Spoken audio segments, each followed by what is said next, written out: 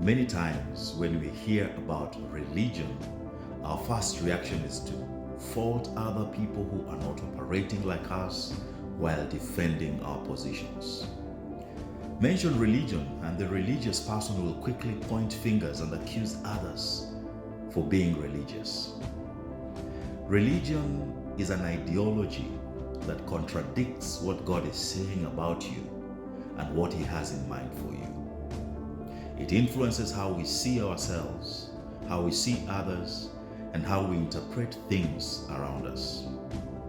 When our sight is compromised, we end up believing in a false and misplaced version and run our lives based on this lie. When Jesus was healing the blind man in Mark chapter 8, He first took him by the hand and brought him out of the village. It's not as if Jesus wouldn't have healed him in the village, but He was dealing with something deeper. Think of the village as the system which influenced how the blind man interpreted things. So he was being disconnected from a flawed system. After touching him the first time, the blind man said he saw men as trees walking. He had sight, but lacked clarity. He saw with the wrong filters. This is what religion does.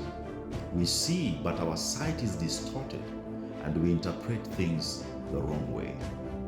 Remember, religion interprets truth in a manner that will serve its own agenda. Jesus touched him again, and he saw everyone clearly and was instructed not to go back to the village or tell anyone in the village. In other words, he was not to allow religious filters to influence how he saw things going forward.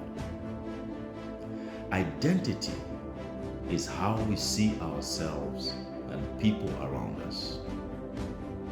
When we look at ourselves through the lenses of religion, we mistake our value and that of others by measuring ourselves against the standards of men, which are limiting, faulty, and full of unnecessary burdens.